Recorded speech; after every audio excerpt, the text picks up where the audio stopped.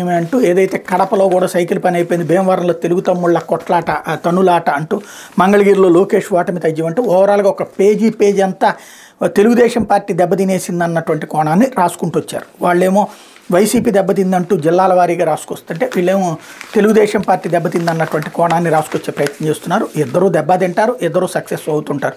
ఒకళ్ళు దెబ్బతింటే ఇంకోళ్ళు గెలవాలి కదా, అది ఎవరన్నటువంటిది తేలాల్సి ఉంది. ఇకపోతే ఆంధ్రజ్యోతి వజ్రాలు పొదిగిన బంగారు వాచ్ అంటూ కీలక జడ్జికి సీఎం జగన్ పంపిన 2 కోట్ల కనుక దూతలుగా టీటీడీ ధర్మారెడ్డి, వేమిరెడ్డి ప్రభాకర్ రెడ్డి కసిరి తిట్టి విసిరికొట్టి న్యాయమూర్తి 2021 నాటి ఘటన ఆలస్యంగా వెలుగులోకి.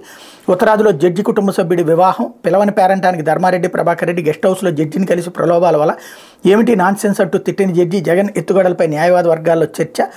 డబ్బుతో కొడితే ఎవరైనా పడిపోతారు, చివరికి న్యాయ వ్యవస్థను కూడా మేనేజ్ చేసేయచ్చు, ఇది ముఖ్యమంత్రి వైఎస్ జగన్మోహన్ రెడ్డి నమ్మే సిద్ధాంతం. కానీ అన్నిసార్లు డబ్బు పనిచేయదు, నిజాయితీ నిబద్ధత ఉన్న వాళ్ళ ముందు అస్సలు పనిచేయదు. ఒక కీలక న్యాయమూర్తిని ఖరీదైన బహుమతితో మంచి చేసుకునేందుకు జగన్ శిబిరం చేసిన ప్రయత్నం ఆలస్యంగా బయటకు వచ్చింది. ఈ అంశం ఇప్పుడు న్యాయవర్గాల్లో చర్చనీయాంశంగా మారింది. అత్యంత విశ్వసనీయ సమాచారం ప్రకారం ఏం జరిగిందో చదవండి అంటూ ఆంధ్రప్రదేశ్ హైకోర్టులో కీలకమైన న్యాయమూర్తి కుటుంబ సభ్యుడి వివాహం ఉత్తరాదిలోని ఒక రాష్ట్రంలో జరిగింది. అది 2021 కరోనా కాలం. దీంతో హంగు ఆర్భాటాలకు దూరంగా అత్యంత సన్నిహితుల మధ్య నిరాడంబరంగా ఆ వివాహం జరిగింది.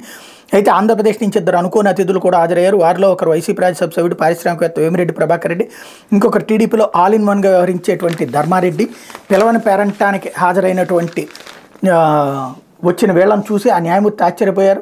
వివాహం తర్వాత ఆయన సమీపంలోని ఒక అతిథి గృహంలోకి వెళ్తుండగా ఆయనతో పాటు వీరు ప్రవేశించారు. టీటీడీ అదనపు ఈవోగా ధర్మారెడ్డితో పరిచయం ఉండటం, ఆయనతో పాటు వచ్చిన వేమిరెడ్డి ప్రభాకర్ రెడ్డి రాజ్యసభ సభ్యుడు కావడంతో సదరు న్యాయమూర్తి వారిని లోపలికి ఆహ్వానించారు. అసలు వీళ్ళు ఎందుకు వచ్చారు అనుకుంటుండగానే వేమిరెడ్డి ప్రభాకర్ రెడ్డి ఒక గిఫ్ట్ బాక్స్లోంచి దగదగలాడే వస్తువు ఒకటి బయటికి తీశారు. అది వజ్రాలు పొదిగిన బంగారు రిస్ట్ వాచ్. ఆ బ్రాండెడ్ వాచ్ విలువ సుమారు 2 కోట్లు. తీసుకోండి సార్ అంటూ దాన్ని జడ్జి ముందు ఉంచారు. అది చూడగానే న్యాయమూర్తి షాక్కు గురయ్యారు. అంతకుముందు తనకెప్పుడు ఎదురు కాని ఈ అనుభవంతో కొన్ని క్షణాల పాటు ఆయన మైండ్ బ్లాంక్ అయింది. వెంటనే తేరుకుని కన్నెర్ర చేశారు. ఆ కానుకను